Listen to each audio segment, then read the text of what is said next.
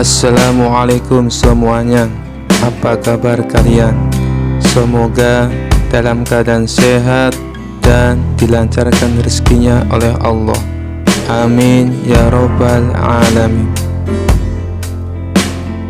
Dikisahkan pada suatu hari di Baghdad, Raja Harun al-Rasyid mengatakan pertemuan lintas agama di istana. Hadir di sana para ulama, pendeta, dan cendekiawan. Abu Nawas seperti biasa duduk santai di sudut ruangan sambil mengelus jenggotnya. Seorang pendeta terkenal bijak dan cerdik dipersilakan menyampaikan pandangannya. Dengan semangat sang pendeta berkata, "Wahai Raja, Yesus adalah Tuhan kami yang turun ke bumi untuk menyelamatkan manusia dari dosa." Abu Nawas tersenyum lalu berdiri sambil berkata, "Bolehkah hamba orang bodoh ini mengajukan pertanyaan sederhana?" Raja tertarik. "Silakan Abu Nawas." Abu Nawas melangkah ke depan, menatap pendeta itu dan bertanya, "Wahai pendeta, apakah Yesus itu Tuhan atau Nabi?" Pendeta tersenyum menjawab tegas, "Tentu Tuhan, Dia adalah Tuhan yang menjelma jadi manusia." Abu Nawas mengangguk, lalu bertanya lagi, "Kalau begitu, saat Yesus berdoa, kepada siapa berdoa?" Pendeta terdiam sejenak lalu berkata, "Itu Dia berdoa sebagai contoh kerendahan hati kepada manusia." Abu Nawas tersenyum makin lebar. Suaranya keras hingga terdengar ke seluruh ruangan. "Jadi, Tuhan memberi contoh dengan berdoa kepada Tuhan? Kalau Tuhan berdoa kepada Tuhan, bukankah itu berarti ada Tuhan lain di atasnya? Atau Tuhan minta tolong pada dirinya sendiri?" Pendeta mulai gelisah. Mukanya merah. Jamaat mulai berbisik-bisik. Abu Nawas melanjutkan, "Jika Tuhan itu maha kuasa, mengapa Dia harus berdoa? Bukankah cukup berkata, 'Jadilah, maka jadilah'?" Pendeta membuka mulut hendak menjawab, tapi suaranya mendadak hilang. Tak ada satu kata pun yang keluar. Seperti ada gumpalan besar menahan suaranya. Tangannya gemetar. Para jamaah terkejut. Sebagian menahan tawa, sebagian lain termenung. Abu Nawas menghela napas lalu menepuk bahu pendeta itu dengan lembut. "Maaf wahai pendeta, hamba ini bukan ingin mempermalukanmu, hanya ingin mengajak berpikir. Tuhan itu satu, tidak berdoa, tidak makan, tidak tidur, tidak lemah, dan tidak butuh bantuan siapapun. Betul wahai semua yang hadir?" Jamaat menjawab serentak, "Betul." Pendeta itu hanya bisa menunduk. Raja Harun tertawa terpinggal-pinggal lalu berkata, "Abu Nawas, engkau benar-benar licin bagi belut." Pendeta pun dibuat bungkam tanpa celah. Abu Nawas tersenyum, pamit undur diri sambil berkata, "Ilmu yang benar hanya dari Tuhan yang Maha Esa. Hamba ini hanya tukang tanya." Kisah selanjutnya. Dikisahkan suatu pagi yang cerah, Raja tiba-tiba ingin menguji kecerdikan Abu Nawas lagi. Dengan wajah penuh percaya diri, Raja memanggil Abu Nawas ke istana. "Abu Nawas, aku ingin melihat sejauh mana kepintaranmu. Aku punya satu tugas untukmu," kata Raja sambil tersenyum licik. "Apapun perintah Baginda, hamba siap menjalankannya," jawab Abu Nawas dengan tenang. Raja lalu berkata, "Aku ingin kau menghitung jumlah bintang di langit dan melaporkannya besok pagi." Para menteri yang mendengar perintah itu langsung tertawa kecil. Mereka yakin Abu Nawas akan kebingungan kali ini. Namun Abu Nawas hanya tersenyum dan mengangguk. "Baik Baginda, besok pagi hamba akan datang dengan jawabannya." Malam itu bukannya menghitung bintang, Abu Nawas justru tidur nyenyak. Keesokan paginya, ia datang ke istana dengan membawa sebuah karung besar. Raja menyambutnya dengan penasaran. "Jadi, berapa jumlah bintang di langit Abu Nawas?" tanyanya. Abu Nawas dengan santai menjawab, "Baginda, jumlahnya ada di dalam karung ini." Raja terkejut, "Apa maksudmu?" Abu Nawas membuka karung itu, dan ternyata isinya adalah segenggam pasir. "Setiap butir pasir ini mewakili satu bintang di langit, Baginda. Silakan hitung sendiri kalau tidak percaya," kata Abu Nawas dengan wajah polos. Raja melongo, para menteri menahan tawa. "Abu Nawas, kau mengerjaiku," seru Raja, lalu memijat keningnya yang mulai pusing. "Tidak, Baginda," jawab Abu Nawas. "Hamba hanya mengikuti perintah. Hamba diminta menghitung bintang, dan inilah hasilnya." Raja pun tertawa terbahak-bahak. "Kau memang selalu punya cara mengakaliku, Abu Nawas." Seisi istana ikut tertawa, sementara raja hanya bisa menggeleng-gelengkan kepala. Lagi-lagi ia kena tipu oleh kecerdikan Abu Nawas. Kisah selanjutnya. Dikisahkan pada suatu hari di pasar kota tersebar kabar bahwa ada seorang ulama yang baru saja datang dan mengaku memiliki karomah luar biasa. Ia mengklaim bahwa dirinya mampu melakukan mi'raj perjalanan ke langit sebanyak 70 kali dalam sehari. Kabar ini membuat warga penasaran, termasuk Abu Nawas yang terkenal gemar menantang logika aneh. Benarkah ada orang yang bisa mi'raj 70 kali dalam sehari? Gumam Abu Nawas. Ia pun memutuskan untuk menemui ulama tersebut di masjid tempat ia biasa berceramah. Abu Nawas datang tepat saat ulama itu sedang menyampaikan ceramahnya. Dengan lantang, ulama itu berkata, "Aku telah diberi keistimewaan oleh Allah. Setiap hari, aku bisa melakukan mi'raj hingga 70 kali. Apakah kalian percaya?" Para pendengar yang sebagian besar terkesima mengangguk-angguk. Namun, Abu Nawas mengangkat tangan. "Maaf, wahai Tuan Ulama, bolehkah saya bertanya?" Ulama itu tersenyum percaya diri. "Silakan wahai saudara, pertanyaan apapun akan kujawab dengan keikhlasan." Abu Nawas berdiri. "Baik, jika Tuan melakukan mi'raj sebanyak 70 kali dalam sehari, berapa lama waktu yang Tuan habiskan untuk satu kali perjalanan naik dan turun?" Ulama itu terdiam sejenak. "Kira-kira 5 menit untuk naik dan 5 menit untuk turun." Abu Nawas mengangguk. "Jadi, total waktu untuk satu kali mi'raj adalah 10 menit. Jika Tuan melakukan 70 kali, berarti membutuhkan waktu 700 menit. Apakah benar begitu?" Ulama itu mulai merasa gugup. "Ya, benar." Abu Nawas tersenyum tipis. "Kalau begitu, mari kita hitung. Dalam sehari ada 1440 menit. Jika Tuan menghabiskan 700 menit untuk mi'raj, sisa waktu Tuan adalah 740 menit. Bagaimana Tuan sempat makan, tidur, sholat, dan melakukan kegiatan lainnya dalam waktu sesingkat itu?" Ulama itu mulai berkeringat. "Itu karena aku diberi kemampuan khusus oleh Allah. Waktu bagiku berbeda dari waktu bagi manusia biasa." Abu Nawas tidak menyerah. "Luar biasa. Tapi jika Tuan benar-benar memiliki kemampuan itu, bisakah Tuan melakukan satu kali mi'raj di depan kami sekarang sebagai bukti?" Ulama itu tersenyum kaku. "Wahai saudara, karomah seperti ini tidak untuk dipertontonkan. Hanya Allah yang tahu rahasianya." Abu Nawas tertawa kecil. "Kalau begitu, izinkan saya mengucapkan terima kasih.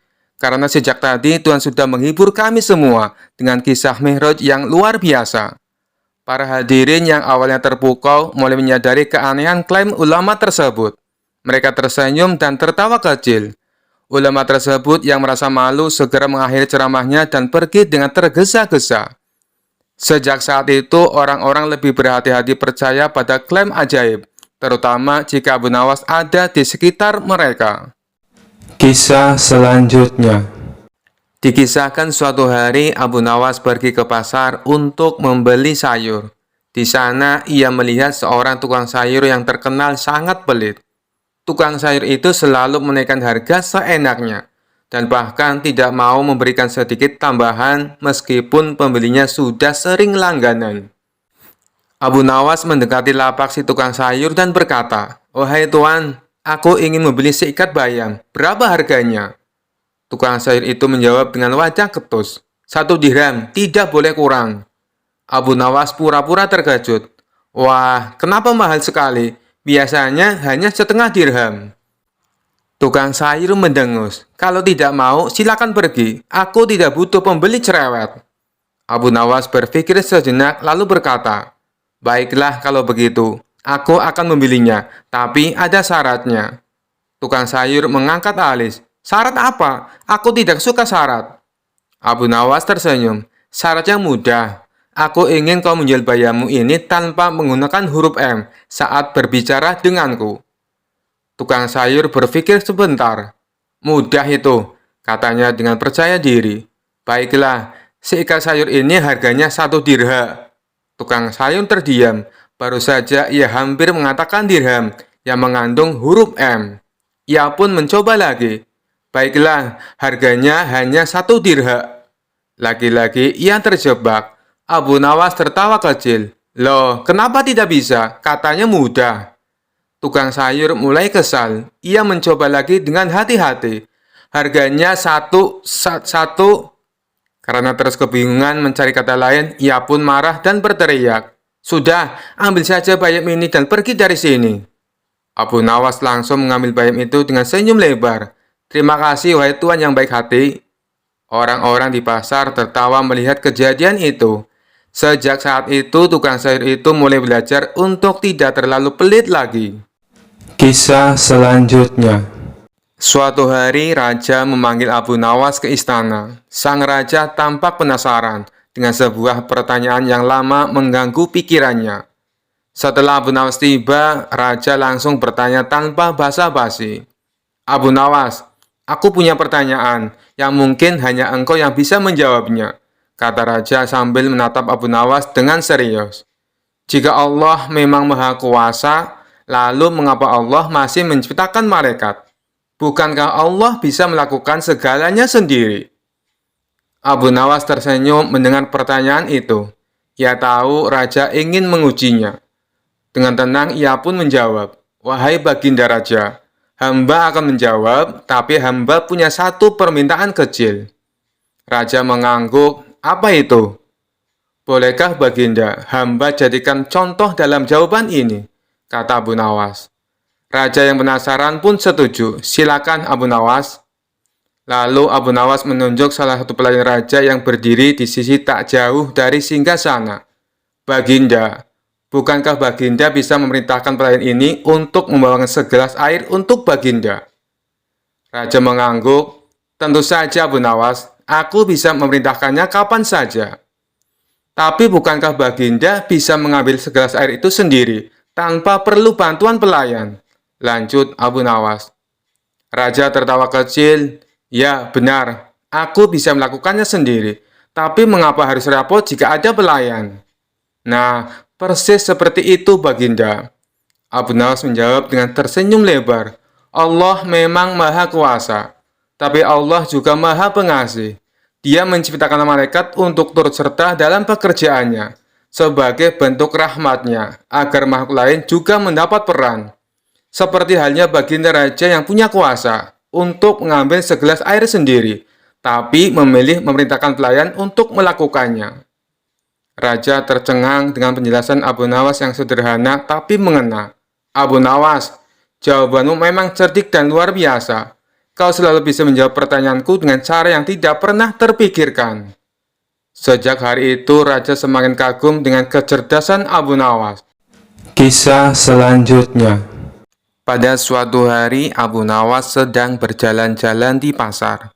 Tiba-tiba, ia melihat seorang saudagar kaya yang terkenal serakah dan suka memanfaatkan orang lain untuk mengumpulkan harta. Saudagar itu melihat Abu Nawas dan menyapanya dengan nada meremehkan. Hai Abu Nawas, ku dengar kau selalu punya cara untuk mendapatkan uang. Apa kau punya trik baru untuk membuatku lebih kaya? Ejek saudagar itu. Abu Nawas tersenyum licik dan berkata, tentu Tuan Saudagar, bagaimana kalau aku menjual sebuah bangunan yang sangat besar dan mewah padamu? Bahkan tempat ini tak ternilai harganya. Mendengar kata-kata Abu Nawas, saudagar itu langsung tertarik. Apa? Bangunan mewah? Di mana itu? Cepat katakan. Aku akan membelinya jika benar-benar berharga, katanya dengan mata berbinar. Abu Nawas mengangguk dan berkata, baiklah, ikuti aku ke pusat kota. Bangunan itu terletak di sana dan semua orang mengaguminya. Abu Nawas lalu membawa saudagar itu ke masjid besar yang terletak di tengah kota. Ketika tiba di depan masjid, Abu Nawas berkata, nah, inilah bangunannya. Masjid ini besar dan kokoh, selalu ramai dikunjungi orang setiap hari. Jika kau membelinya, maka semua orang akan menghormatimu. Saudagar itu melihat bangunan masjid dengan penuh kagum. Benar juga, masjid ini memang terlihat megah dan banyak orang datang ke sini. Kalau aku memiliki masjid ini, aku semakin disegani, katanya sambil menggosok-gosok tangannya penuh antusias. Abu Nawas lalu menawarkan harga yang sangat tinggi. Baiklah, masjid ini kuberikan padamu dengan harga 100 keping emas, katanya dengan senyum lebar. Tanpa pikir panjang, saudagar itu setuju dan membayar Abu Nawas. Setelah menerima uangnya, Abu Nawas bergegas pergi sambil menahan tawa. Keesokan harinya, saudagar itu kembali ke masjid dengan sombong, berpikir akan menagih sewa dari orang-orang yang datang. Namun ketika ia tiba di sana, orang-orang di masjid mulai berteriak marah. Apa maksudmu mengaku-ngaku masjid ini milikmu? Ini rumah ibadah, bukan properti pribadi. Saudagar itu kebingungan, ia pun berlari mencari Abu Nawas untuk meminta penjelasan. Saat menemukannya, ia langsung marah. Abu Nawas, kau menipuku. Kau jual masjid padaku padahal itu milik umum. Dengan tenang, Abu Nawas menjawab, Tuan saudagar, kau yang terlalu serakah. Bukankah sudah kukatakan, ini tempat yang tak ternilai harganya dan dihormati semua orang. Namun niatmu hanyalah untuk pamer kekayaan. Lagi pula, masjid ini memang tidak bisa dijual. Kau yang salah mengartikan ucapanku. Mendengar itu, saudagar itu hanya bisa terdiam dan sadar bahwa keserakahannya telah mempermalukannya. Orang-orang di sekitar tertawa terbahak-bahak melihat kecerdikan Abu Nawas dan keserakahan saudagar yang akhirnya menerima pelajaran berharga dari kelicikan Abu Nawas. Kisah selanjutnya. Dikisahkan pada suatu hari terdengar kabar bahwa di sebuah desa ada makam keramat yang diyakini bisa memberikan keberuntungan bagi siapa saja yang berziarah ke sana. Warga dari berbagai tempat berdatangan, membawa sesajen dan memanjatkan doa, berharap keberuntungan atau rezeki yang berlimpah. Namun, Abu Nawas merasa ada yang aneh dengan makam itu. Makam ini tiba-tiba jadi terkenal, padahal dulu tidak pernah ada orang bicara soal itu, pikirnya. Karena penasaran, Abu Nawas memutuskan untuk menyelidiki lebih dalam. Pada malam hari, saat suasana sudah sepi, Abu Nawas datang ke makam tersebut, ditemani beberapa warga yang juga curiga. Mereka membawa lentera untuk penerangan. Sesampainya di sana, Abu Nawas melihat banyak sesajen yang ditinggalkan. Dia mengamati makam itu dengan seksama, lalu menemukan sebuah tanda yang janggal. Tanah di sekitar makam tampak lebih longgar, seolah-olah baru saja digali. Ini tampaknya makam yang baru dibuat, pikir Abu Nawas. Dia lalu punya ide untuk membongkar rahasia makam itu di depan warga. Esok harinya, Abu Nawas mengumpulkan warga desa dan berkata, Saudara-saudara, saya mendapatkan wangsit tadi malam. Saya mendapat firasat bahwa penghuni makam ini bisa berbicara kepada kita, asalkan kita menggali sedikit tanah di makam ini. Warga yang penasaran pun mulai ramai. Benarkah Abu Nawas? Bisakah kami mendengar suaranya? Abu Nawas mengangguk penuh keyakinan. Tentu saja, tapi semua harus hening dan hormat. Dengan perlahan, Abu Nawas mulai menggali makam itu sedikit demi sedikit. Dan akhirnya muncullah sesuatu yang mengejutkan. Di dalamnya hanya ada beberapa batu besar dan kayu lapuk. Tidak ada jenazah atau tanda-tanda yang menunjukkan makam itu nyata. Warga yang melihatnya terkejut dan mulai saling berbisik. Abu Nawas tertawa kecil dan berkata, Inilah bukti bahwa makam ini hanyalah tipu muslihat. Tidak ada orang yang dimakamkan di sini. Hanya ada batu dan kayu yang dijadikan makam palsu. Seorang warga yang merasa tertipu berteriak, Siapa yang berani membuat makam palsu ini dan menipu kami semua? Abu Nawas hanya tersenyum dan berkata, Orang yang membuat makam ini mungkin hanya ingin mencari keuntungan dari ketidaktahuan kita. Ingatlah, kita harus selalu berpikir jernih dan tidak mudah percaya pada hal-hal yang tidak kita pahami. Warga pun merasa malu dan tertawa menyadari kekonyolan mereka sendiri. Sejak saat itu, mereka tidak lagi mudah tertipu oleh cerita-cerita mistis tanpa bukti. Dan makam palsu itu diberikan terbengkalai sebagai pengingat untuk selalu waspada. Sementara itu, Abu Nawas pulang dengan hati puas. merasa berhasil membantu warga dengan cara yang lucu dan penuh pelajaran. Kisah selanjutnya. Suatu hari, kabar menghebohkan tersebar di seluruh kota. Orang-orang berbisik-bisik di pasar, di masjid, dan di rumah-rumah. Abu Nawas murtad! Abu Nawas murtad! Tentu saja kabar ini membuat geger. Bagaimana mungkin seseorang yang dikenal cerdik, religius, dan sering memberi nasihat bijak seperti Abu Nawas tiba-tiba dikabarkan murtad? Raja Harun al-Rasyid mendengar kabar ini dan segera memanggil Abu Nawas ke istana. Ia ingin memastikan kebenaran rumor tersebut. Ketika Abu Nawas tiba, wajahnya tetap santai seperti biasa. Raja Harun al-Rasyid langsung menatapnya tajam. Abu Nawas, aku dengar kabar mengejutkan tentangmu. Katanya kau murtad. Apa ini benar? Tanya raja dengan nada serius. Abu Nawas mengangguk pelan lalu menjawab, benar Baginda. Orang-orang di ruang sidang istana langsung terkejut. Beberapa bahkan memagik, astagfirullah.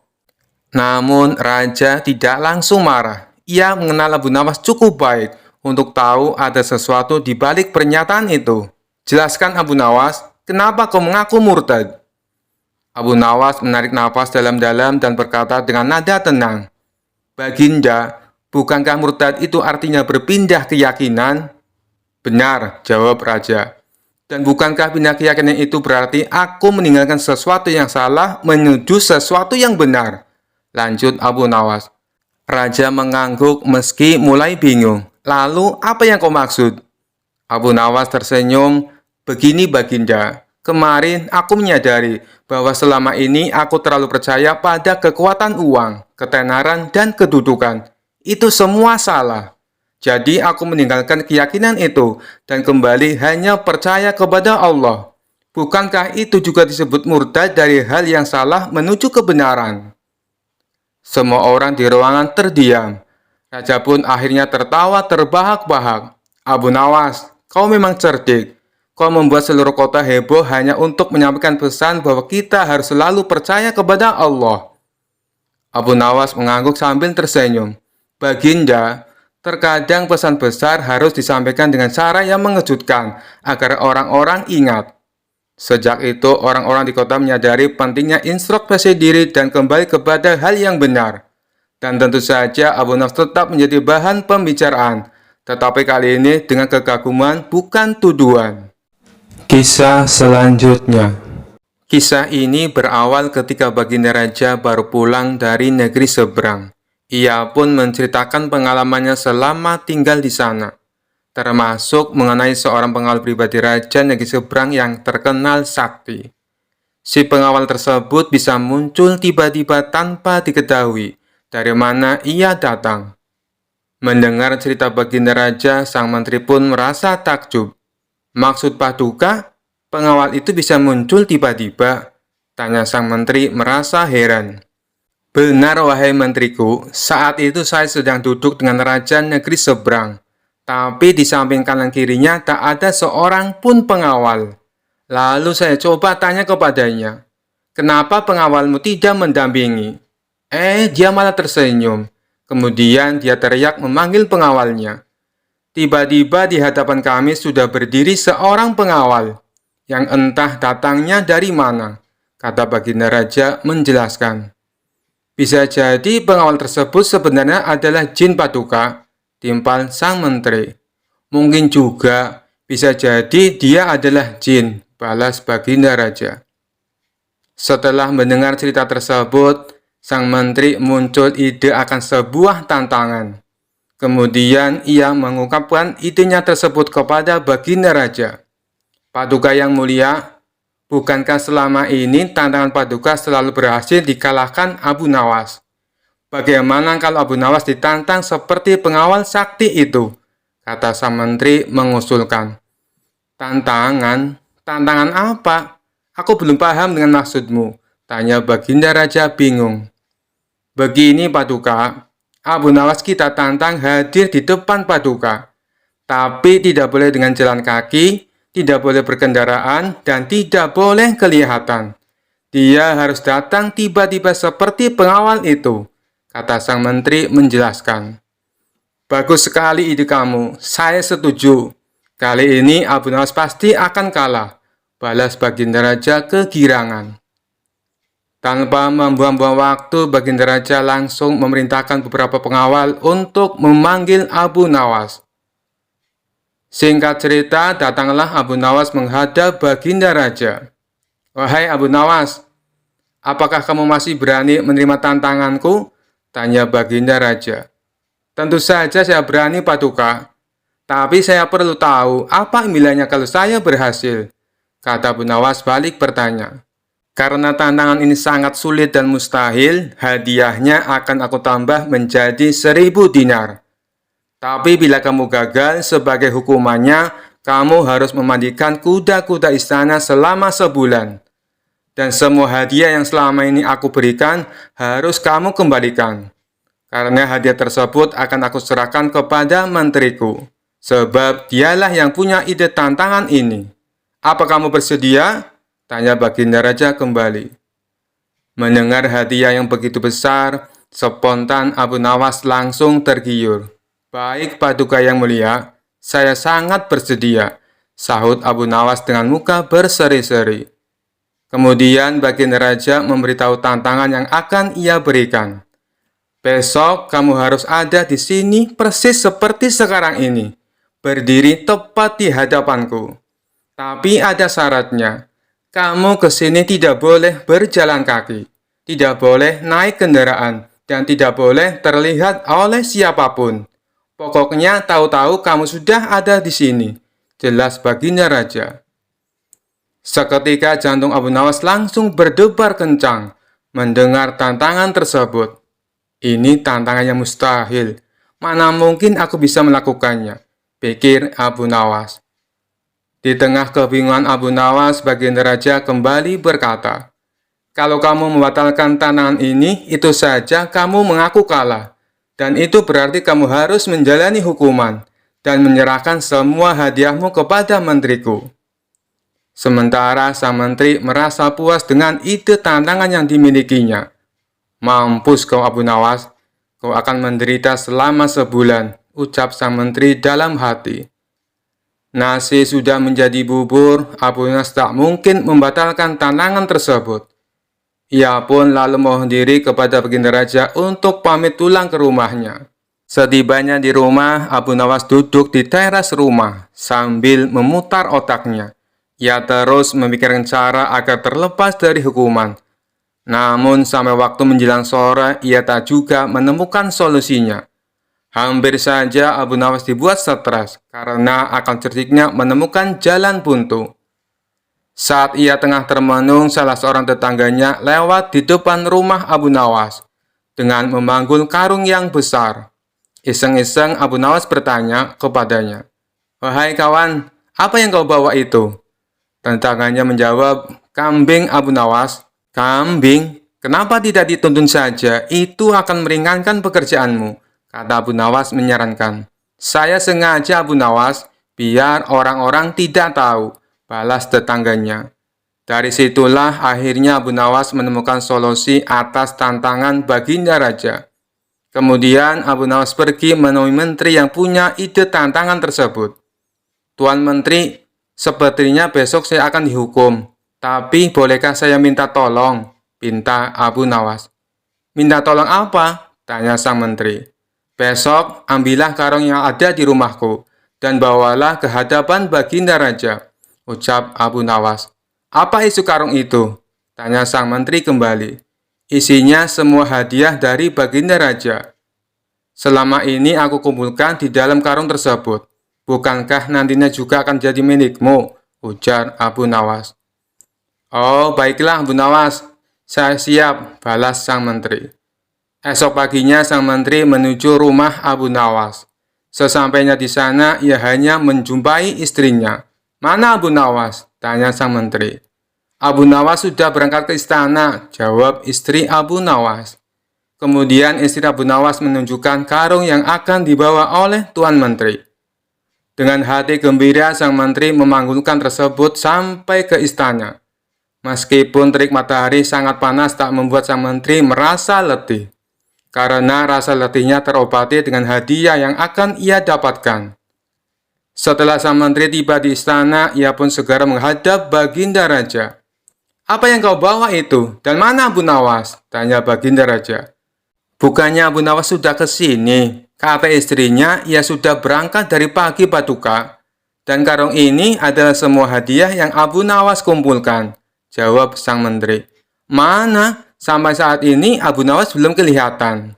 "Ya, sudahlah, kita tunggu saja. Sekarang, buka ikatan tali karung itu. Aku ingin melihat isinya." Sang menteri pun langsung membuka ikatan tali karung tersebut. Ketika karung itu terbuka, tiba-tiba muncul Abu Nawas dari dalam karung. "Hamba sudah di sini, Paduka, seperti yang Paduka inginkan. Tidak berjalan kaki, tidak berkendaraan, dan tidak diketahui oleh siapapun," ucap Abu Nawas. Sontak Baginda Raja dan sang menteri terkejut dibuatnya. Baginda Raja pun langsung tertawa terpinggal-pinggal dengan tingkah Abu Nawas ini. "Kamu memang cerdik, Abu Nawas," puji Baginda Raja sambil terus tertawa. Sementara sang menteri yang punya ide tantangan ini malah mendapatkan sial. Ia bukan hanya gagal mendapatkan hadiah, tapi tanpa ia sadari, ia malah membantu Abu Nawas dalam menjalankan tantangannya. Kisah selanjutnya. Suatu hari, raja ingin mencari hiburan dan memutuskan untuk memancing. Ia memanggil Abu Nawas untuk menemaninya.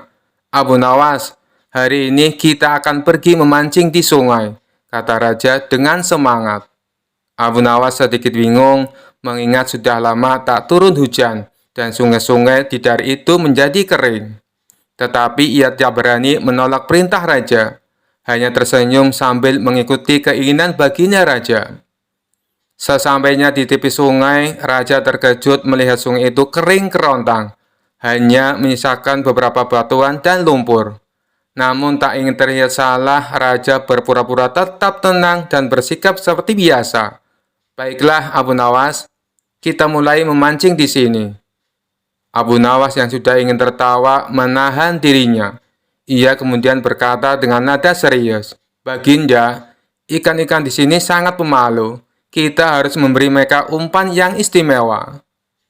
Raja yang mulai bingung namun tak ingin terlihat kalah menjawab, "Kalau begitu, bawa umpan apa saja asal kita dapat ikan." Abu Nawas pun mencari-cari sesuatu, lalu meletakkan sebuah batu besar di ujung pancing raja. "Ini umpan terbaik, Baginda. Ikan-ikan di sungai ini sangat menyukai batu." Raja mulai mengangkat alis. Ikan yang menyukai batu.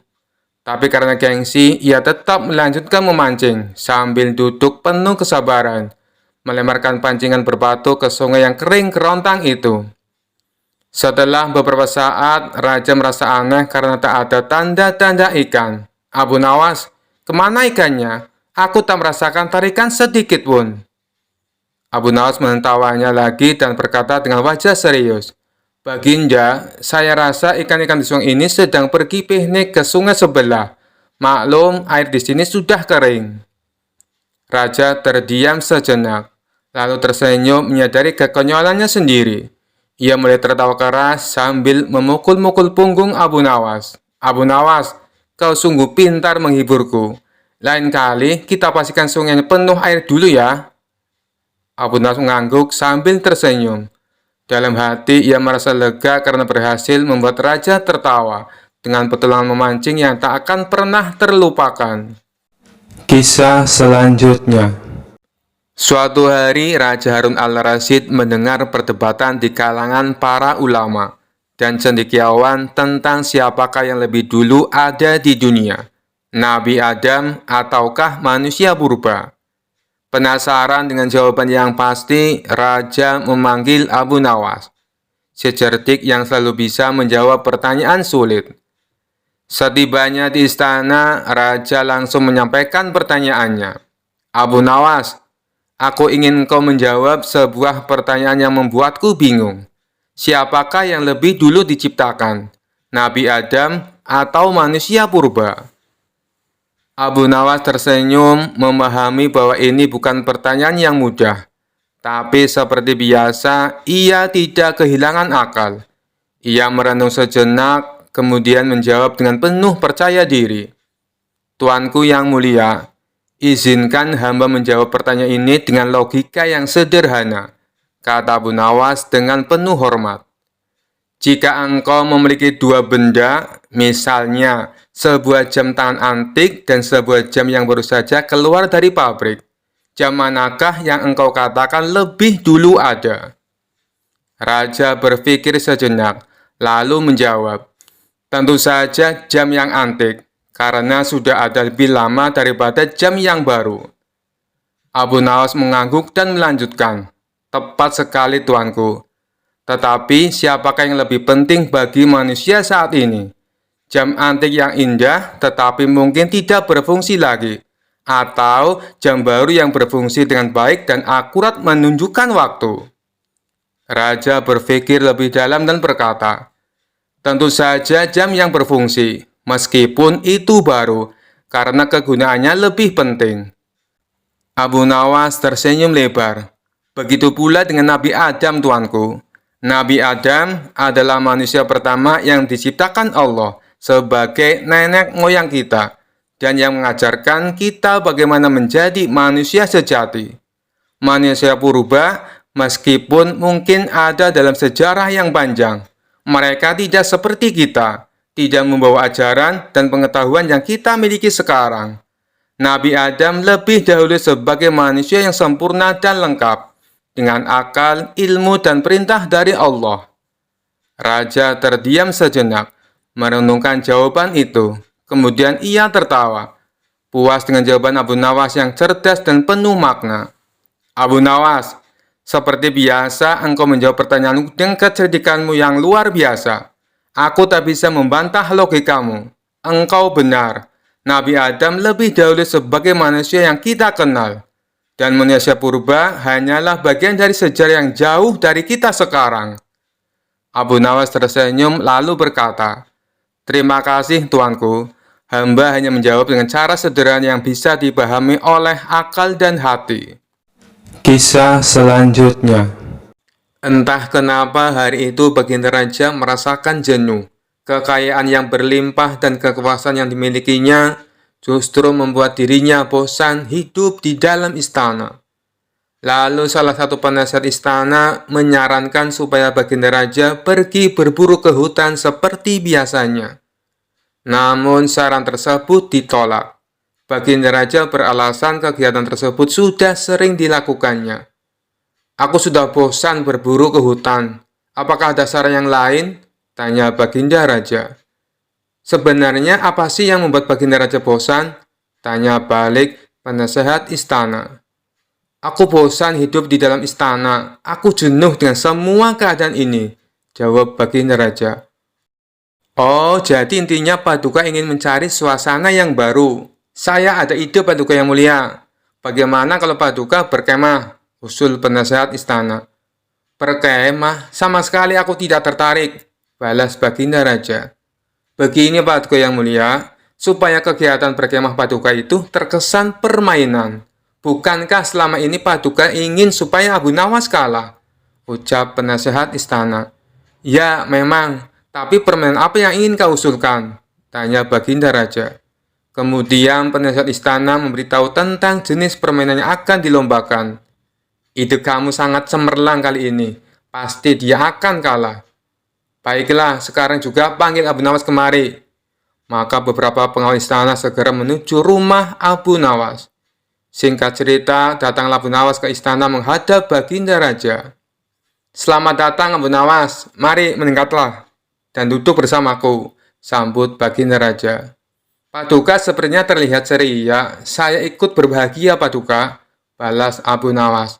Oh, tentu saja Abu Nawas, karena saya ingin menantangmu sebuah permainan. Kalau kamu menang, kamu akan saya kasih hadiah 1000 dinar. Tapi kalau kamu kalah, kamu harus memandikan semua kuda-kuda istana selama 1 bulan. Apakah kamu bersedia? Tantang baginda raja. Kalau boleh tahu, apa itu permainannya? Tanya Abu Nawas penasaran. Lomba berkemah Abu Nawas. Nanti kamu dan aku membuat kemah di alun-alun. Tapi jarak kemahmu dan kemahku agak berjauhan. Siapa saja yang kemahnya didatangi tamu paling banyak, dialah pemenangnya, ucap Baginda Raja menjelaskan.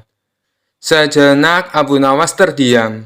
Supaya orang-orang tertarik datang ke kemahku, aku akan bercerita yang membuat orang-orang tertawa, dan aku pasti akan memenangkan permainan ini, pikir Abu Nawas dalam hati. Baiklah Paduka yang mulia, saya siap menerima tantangan Paduka, balas Abu Nawas. Bagus, nanti malam kita langsung mulai permainannya, timpal Baginda Raja. Setelah malam tiba, Abu Nawas dan Baginda Raja mulai sibuk membuat kemahnya masing-masing. Karena kemah Baginda Raja besar dan banyak hidangan, tentu saja banyak tamu yang berdatangan, mulai dari rakyat jelata sampai pejabat istana, berbondong-bondong bertamu ke kemah Baginda Raja. Sehingga di kemah Baginda Raja terlihat seperti sebuah pesta yang meriah. Semakin malam, semakin ramai orang berdatangan. Sedangkan kemah Abu Nawas yang tak jauh dari kemah Baginda Raja, tak ada satupun tamu yang datang. Bagaimana tamu mau datang, kemahnya saja kecil. Belum lagi di kemah Abu Nawas tidak ada hidangan sama sekali. Kalau begini caranya, aku bisa kalah. Mana mungkin tamu mau datang untuk mendengarkan ceritaku. Mereka tentu lebih memilih untuk menyantap hidangan di kemah Baginda Raja, pikir Abu Nawas. Rencana awal Abu Nawas menjadi gagal total. Terpaksa ia harus memutar otaknya supaya bisa memenangkan permainan ini. Dan waktu pun sudah mulai menunjukkan hampir subuh. Itu pertanda permainan akan segera berakhir. Tiba-tiba, ide cemerlang muncul di benak Abu Nawas. Ia lalu mengambil korek api dan membakar kemahnya sendiri. Karena malam itu angin bertiup kencang, dengan cepat api semakin membesar. Orang-orang yang sedang berkumpul di kemah Baginda Raja terkejut melihat ada kebakaran di kemah Abu Nawas. Mereka semua langsung menuju ke sana, bermaksud untuk menolong Abu Nawas. Baginda Raja sendiri ikut mendatanginya. Ia khawatir dengan keselamatan Abu Nawas. Kemah Baginda Raja yang tadinya penuh dengan tamu, kini menjadi kosong. Karena mereka semua sedang berada di kemah Abu Nawas, termasuk Baginda Raja sendiri.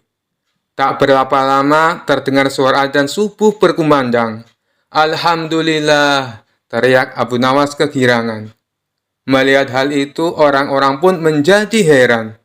Kemahmu kebakaran, tapi kamu malah merasa senang, ucap Baginda Raja. Tentu saja Paduka yang mulia, karena saya memenangkan perlombaan ini, balas Abu Nawas. Maksudmu bagaimana Abu Nawas? Tanya Baginda Raja kebingungan. Lihatlah, semua tamu Paduka datang ke kemah hamba. Oh, belum tentu Abu Nawas, karena semua tamu yang datang ke rumahmu jumlahnya sama dengan tamu yang datang ke kemahku.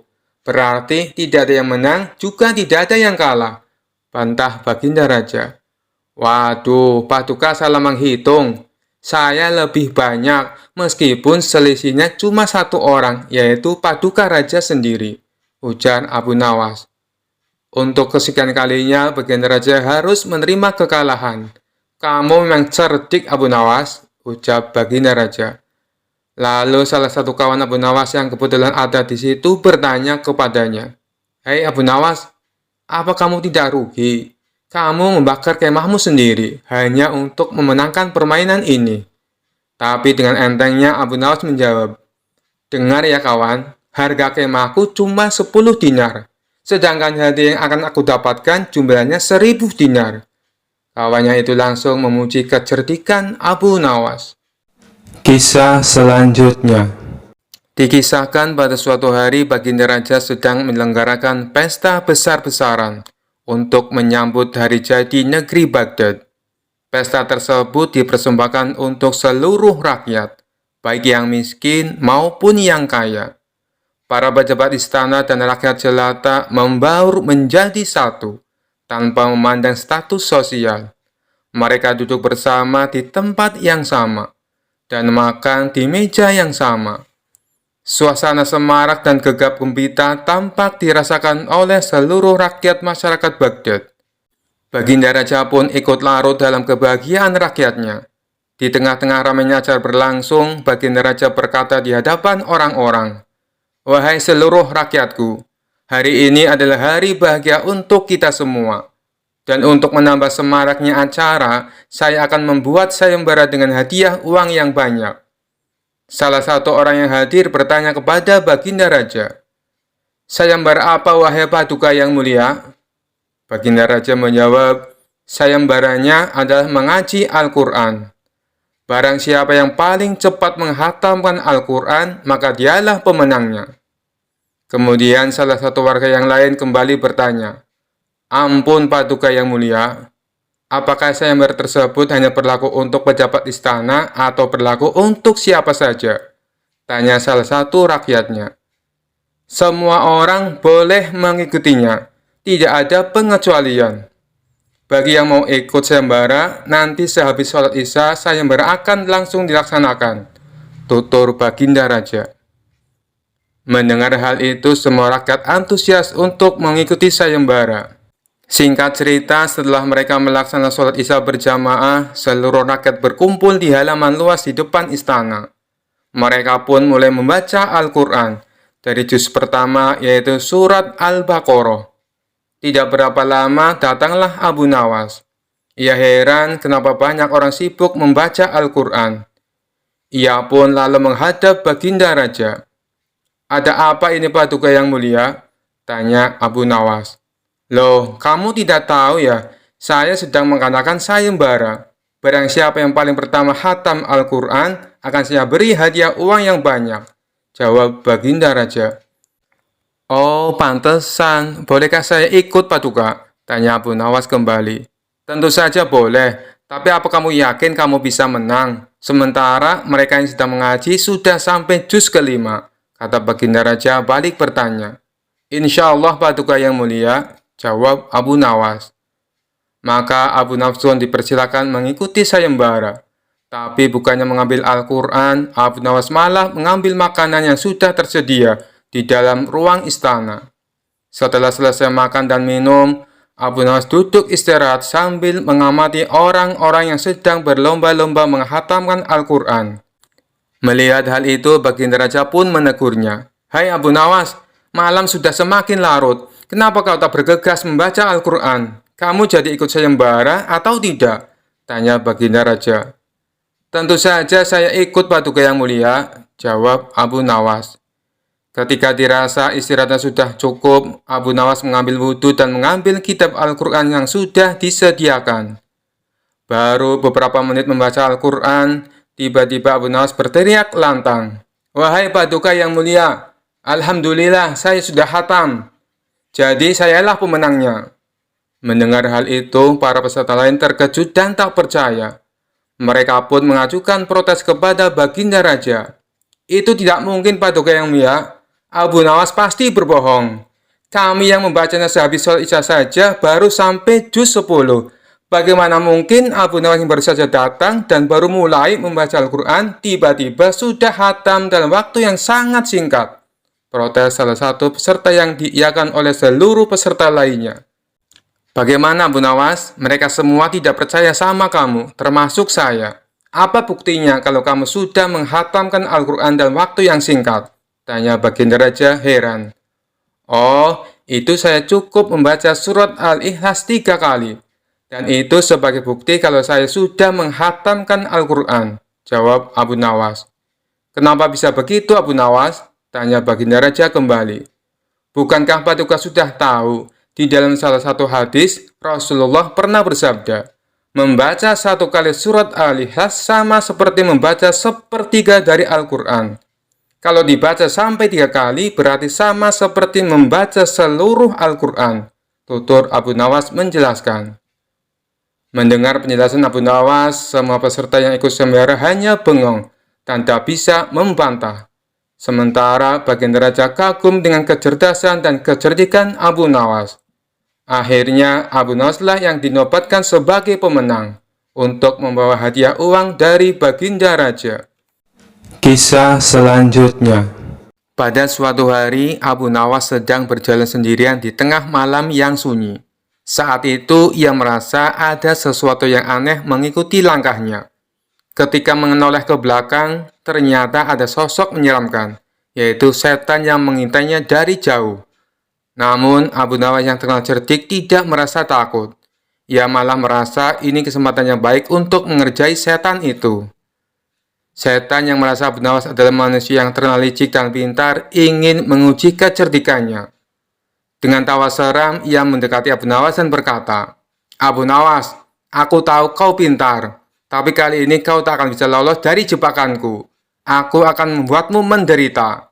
Abu Nawas tanpa gentar sedikit pun menyambut tantangan itu dengan tenang. "Wahai setan, kenapa kau ingin membuatku menderita? Bukankah hidupku sudah cukup rumit tanpa gangguanmu? Tapi kalau kau ingin mencobanya, mari kita lihat siapa yang lebih licik di antara kita." Setan tertawa jahat.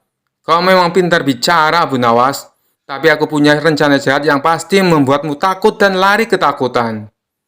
Abu Nawas pura-pura tertarik dan mendekati setan itu. "Oh, begitu. Rencana macam apa yang kau maksud?" Setan berkata dengan nada mengancam. "Aku akan memberimu mimpi buruk setiap malam. Kau akan tidur dengan rasa takut dan bangun dan ketakutan yang tak berujung." Namun bukannya takut, Abu Nawas justru tertawa terbahak-bahak. "Wahai setan, kau sungguh tak tahu apa-apa tentangku. Kau bikin aku takut dengan mimpi buruk? Padahal kau tahu tidak, ada mimpi buruk yang lebih buruk daripada yang bisa kau buat." Setan terdiam bingung. "Maksudmu apa, Abu Nawas? Aku adalah setan. Tidak ada mimpi yang lebih buruk dari yang bisa kubuat." Abu Nawas mendekat dan berbisik dengan nada serius. "Aku tahu mimpi yang jauh lebih buruk dari semua mimpimu.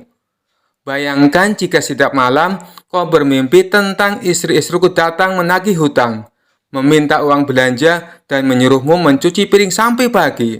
Itu adalah mimpi buruk yang tak tertahankan." Setan yang mendengar itu langsung gemetar. Ia membayangkan dirinya dicerca oleh istri-istri Abu Nawas yang galak, meminta ini itu dan ngomel sepanjang malam. Setan tak pernah membayangkan ada mimpi yang lebih mengerikan daripada yang bisa ia buat. "Wah, itu mengerikan," seru setan sambil mundur perlahan, mulai merasa kapok. Abu Nawas tidak berhenti sampai di situ. Ia berkata lagi dengan nada menggoda, "Dan kau tahu, jika kau berani menggangguku lagi, aku akan membuatmu bermimpi menjadi suamiku.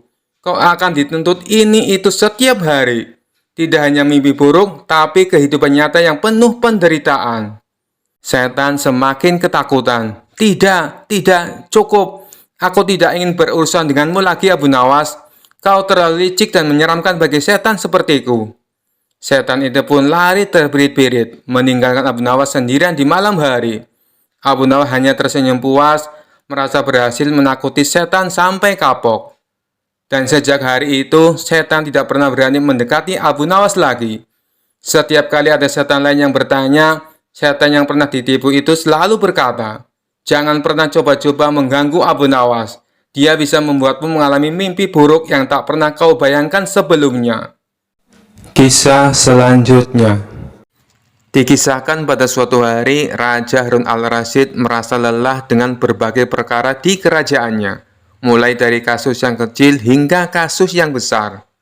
Raja memutuskan menunjuk Abu Nawas menjadi hakim untuk mengadili berbagai kasus yang sulit.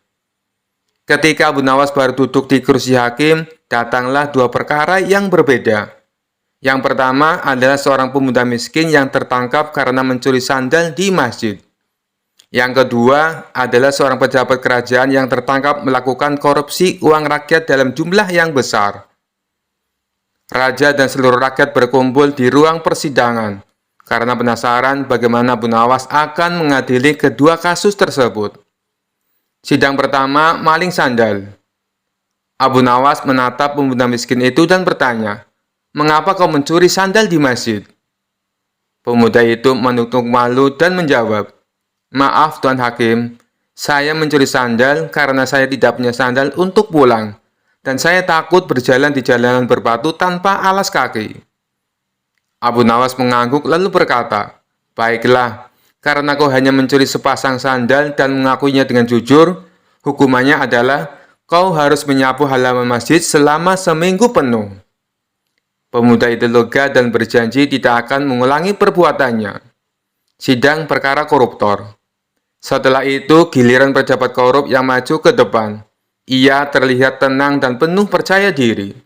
Abu Nawas menatapnya tajam dan bertanya, "Mengapa kau mencuri uang rakyat?"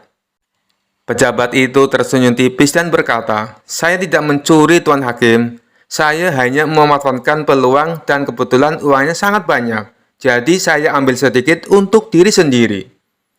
Abu Nawas menghela napas panjang lalu berkata, "Baiklah, karena kau mengambil uang rakyat dengan alasan memanfaatkan peluang, aku akan memberikan hukuman yang sesuai. Kau akan dilempar ke kandang singa yang sedang lapar. Tapi jangan khawatir, aku hanya akan melepaskan satu singa, karena kebetulan aku juga ingin memanfaatkan peluang." Mendengar itu, pejabat korup langsung gemetar ketakutan. "Ampun, Tuan Hakim, jangan lempar saya ke kandang singa, saya mengaku salah." Raja dan seluruh hadirin tertawa terbahak-bahak melihat kecerdikan Abu Nawas dalam memberikan hukuman yang tepat. Akhirnya, pejabat itu dihukum bekerja di ladang kerajaan tanpa gaji sampai ia mengembalikan semua uang yang telah ia curi. Abu Nawas berhasil menyelesaikan kedua perkara dengan adil dan bijak. Raja Harun al-Rasyid pun berkata, "Abu Nawas, kau memang hakim yang luar biasa. Hukum sandal dan koruptor tidak boleh sama, karena mencuri sandal hanya menyakiti satu orang, sedangkan mencuri uang rakyat menyengsarakan banyak orang." Abu Nawas tersenyum dan menjawab, "Benar, Baginda. Adil itu bukan berarti semua mendapat hukuman yang sama, tapi yang bersalah mendapat hukuman yang sesuai." Kisah selanjutnya. Dikisahkan suatu hari Abu Nawas datang ke sebuah warung untuk memesan teh hangat. Ternyata kawan-kawannya sudah lebih dulu berada di sana. Mereka sengaja menunggu Abu Nawas. "Nah, ini dia Abu Nawas datang," kata salah seorang dari mereka. "Ada apa?" kata Abu Nawas sambil memesan secangkir teh hangat. "Kami tahu engkau selalu bisa melepaskan diri dari perangkap-perangkap Raja Harun al-Rasyid. Tetapi kami yakin kali ini engkau pasti dihukum Baginda Raja bila engkau melakukannya." Kawan-kawan Abu Nawas membuka percakapan. "Apa yang harus aku takutkan? Tidak ada sesuatu apapun yang perlu ditakuti, kecuali Allah Subhanahu wa Ta'ala," kata Abu Nawas menantang. "Selama ini belum pernah ada seorang pun di negeri ini yang berani memantati Baginda Raja Harun al-Rasyid. Bukankah begitu, hai Abu Nawas?" tanya kawan Abu Nawas. "Tentu saja tidak ada yang berani melakukan hal itu, karena itu adalah pelecehan yang amat berat. Siapa saja yang melakukannya pasti akan dipancung," kata Abu Nawas memberitahu. "Itulah yang ingin kami ketahui darimu. Beranikah engkau melakukannya?" tanya temannya yang lain. "Sudah kukatakan bahwa aku hanya takut kepada Allah saja. Sekarang apa taruhannya bila aku bersedia melakukannya?" Abu Nawas balik bertanya. "100 keping uang emas. Selain itu, Baginda harus tertawa pada saat engkau pantati," tantang mereka. Bukan Abu Nawas namanya jika tidak bisa menyelesaikan suatu masalah. Ia menyanggupi tawaran yang amat berbahaya itu dan kembali pulang ke rumahnya. Kawan-kawan Abu Nawas merasa tidak yakin Abu Nawas sanggup untuk memantati Baginda Raja dan membuat Baginda Raja tertawa. Karena tantangan ini sangat berat, maka kali ini Abu Nawas pun harus berhadapan dengan Al-Ghajjab pemenggal kepala. Minggu depannya, Baginda Raja Harun al-Rasyid akan mengadakan jamuan kenegaraan. Para menteri, pegawai istana, dan orang-orang dekat Baginda diundang, termasuk juga Abu Nawas. Abu Nawas merasa hari-hari berlalu dengan cepat, karena ia harus menciptakan jalan keluar yang paling aman bagi keselamatan lehernya dari pedang Al-Ghajjab. Tetapi bagi kawan-kawan Abu Nawas, hari-hari terasa amat panjang, karena mereka sudah tidak sabar menunggu pertaruhan yang amat mendebarkan itu. Persiapan-persiapan di halaman istana sudah dimulai. Baginda Raja menghendaki acara itu akan digelar dengan meriah. Baginda tidak ingin mengecewakan para tamunya, terkhusus untuk raja-raja dari negeri sahabat yang akan datang. Akhirnya hari yang dijanjikan telah tiba. Semua tamu sudah datang kecuali Abu Nawas. Kawan-kawan Abu Nawas yang menyaksikan dari jauh merasa kecewa karena Abu Nawas tidak hadir. Namun ternyata mereka keliru. Abu Nawas bukan tidak datang tetapi terlambat, sehingga Abu Nawas duduk di tempat yang paling belakang. Ceramah-ceramah yang mengesankan mulai disampaikan oleh para ahli pidato. Kemudian giliran Baginda Raja Harun al-Rasyid menyampaikan pidatonya. Setelah menyampaikan pidato, Baginda melihat Abu Nawas duduk sendirian di tempat yang tidak ada karpetnya. Karena merasa heran, Baginda Raja bertanya, "Mengapa engkau tidak duduk di atas karpet?" "Paduka yang mulia, hamba haturkan terima kasih atas perhatian Baginda. Hamba sudah merasa bahagia duduk di sini," kata Abu Nawas. "Wahai Abu Nawas, majulah dan duduklah di atas karpet, nanti pakaianmu kotor karena duduk di atas tanah."